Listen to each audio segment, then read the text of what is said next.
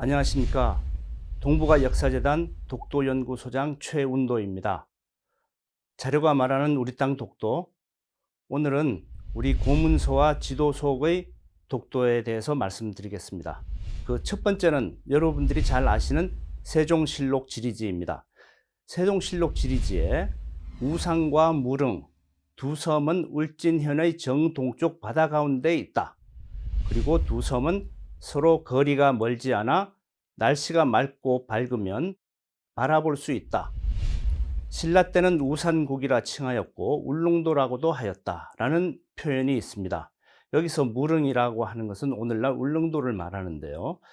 이 기록을 통해서 우리는 이미 조선시대에 이 우산국이라는 이 나라와 울릉도 그리고 그 옆에 또 다른 섬이 있음을 인식하고 있었음을 알 수 있습니다. 그 다음은 1770년 영조 때 편찬된 동국문헌 비고를 드리겠습니다. 우산도 울릉도 두 섬이다. 하나는 우산이다. 섬은 울진현 정동쪽 바다 가운데 있는데 일본의 오키섬과 서로 가깝다. 여지지에 이르기를 울릉과 우산은 다 우산국의 땅이라고 하였는데 우산은 외가 송도라고 부르는 것이다 라고 하는 문장이 동국문헌 비고에 나옵니다. 1808년 순조 때 나온 만기요람이라는 문서가 있습니다. 거기에 보면 울릉과 우산은 다 우산국의 땅이라고 하는데 우산은 외가 송도라고 부르는 것이다 라고 표현이 되어 있습니다. 울릉도와 독도에 대해서 행정적으로나 인식적으로 확인을 하고 있었고 일본이 어떻게 부르는지까지도 알고 있었다는 점을 알 수 있습니다. 다음으로는 지도에 나타나 있는 조선시대 독도의 인식에 대해서 말씀드리겠습니다.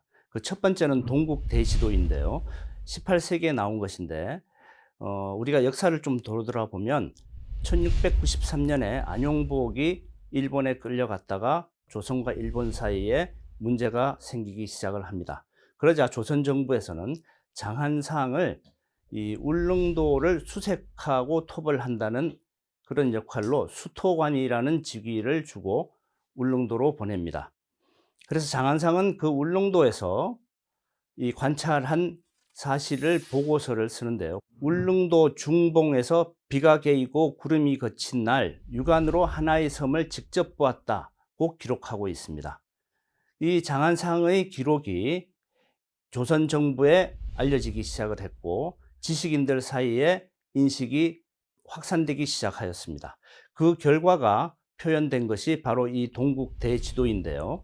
동국대지도의 울릉도 우산도 부분을 잘 보시면 바로 우산도가 울릉도의 오른쪽에 그려져 있습니다.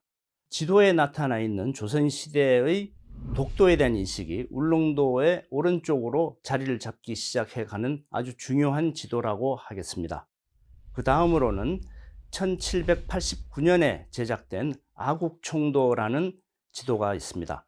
아국총도라고 하는 것은 우리나라 전체 지도라는 뜻인데요. 동국대지도를 기초로 하여 축소하면서 필사했음을 알 수 있는 지도인데요.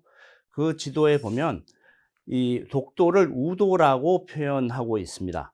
이 우도는 동국 지도를 그대로 따라서 울릉도의 동쪽에 위치해 있음을 알 수 있습니다. 아울러 아국총도에는 울릉도 위에 순풍을 타면 2일이면 도착할 수 있다라는 문장이 적혀 있습니다.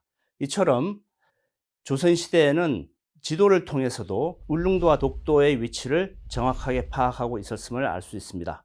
오늘은 이 세 가지 고문서와 두 가지 지도에 나타나 있는 독도의 인식을 말씀드렸습니다.